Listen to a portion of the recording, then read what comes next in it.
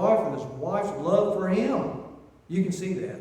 So you can see the motivation of love and how powerful it can be in all of this. Now, blood glucose control. There's the University of Leicester. I don't even know how you pronounce that. It's in England, north of London. Have you been there, Trish? Not recently. But have you been there? No, Okay. I'd like to. Okay. Well, I thought you had been to England. No, Greece. Oh, Greece. Okay. Oh, man. Who wants to go to Greece? Okay, anyway, this is north of London, probably about 100 miles.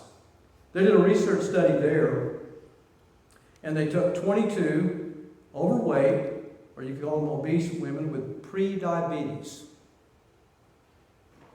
And these women were assigned the following conditions: sitting continuously for 7.5 hours, or, kind of divide them in half, or sitting, and that was broken up by either standing or walking for 5 minutes every 30 minutes.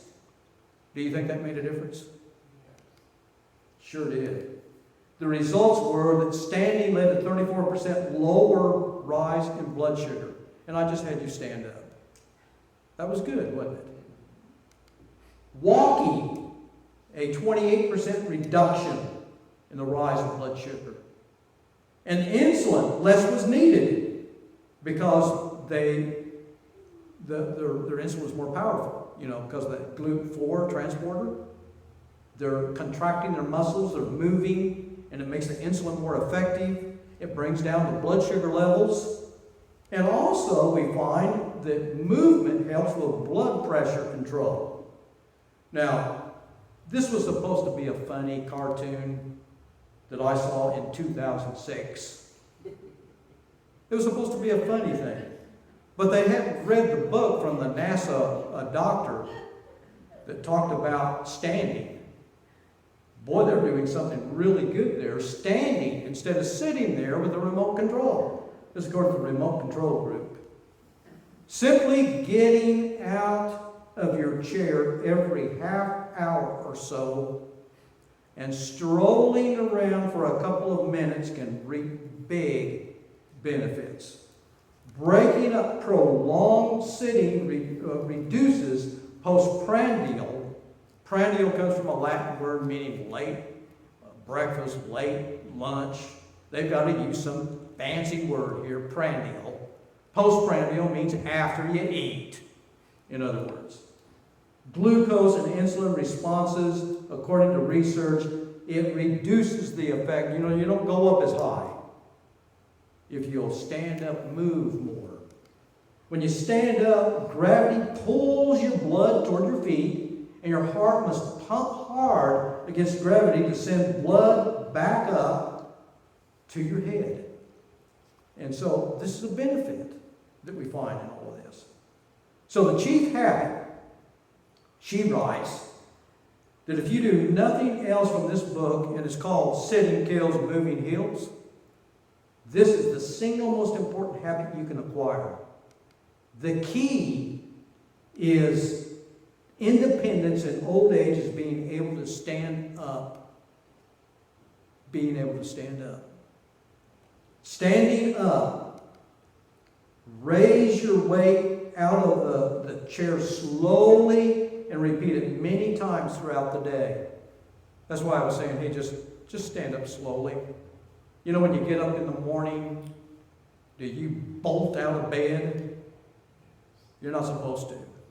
You're supposed to gradually do it. Another blood pressure regulation is better. Research indicates it takes at least 32 posture changes, that is standing up, from sitting to standing for healthy blood pressure regulation. 32 times. Consider 32 your lowest goal. More will not hurt you, though less may not produce the desired effect. You ought to try it sometime. Try to determine how many times you stand up each day. I did it one day, and I counted 34 times. I was able to count 34 times. And I don't know if the day was over by then or not. But I gave up after 34. I knew that I met my goal. 34. So get up often. Create opportunities to get up and do it often. Create these opportunities. So again, let's have everyone stand up slowly right now. Stand up slowly. Don't bolt out of your seat. Stand up slowly. Everyone stand up slowly. Roger? Okay. Just slowly, not fast. I don't want you bolting up. Okay, now everyone just sit back down. Sit back down slowly and relax. Okay? Go ahead and sit back down. So here's another. After meals. We're to the timing now. When to move. Well, after meals. There's another book written by a doctor at Mayo Clinic. At least he used to be at the Mayo Clinic. Like, Get Up. Why your chair is killing you and what you can do about it. Well, get up. That's what you can do.